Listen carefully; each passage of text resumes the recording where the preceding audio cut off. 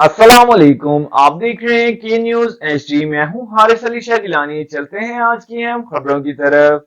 सुन ले जाने A जाना quality product by Khadim's Khadim Milk Foods, का Sahiwal. है जमाना। अब रुक करेंगे खानेवाल का, जहां से रिपोर्ट कर रहे हैं हमारे नुमाइंदे साजिद महमूद मलिक।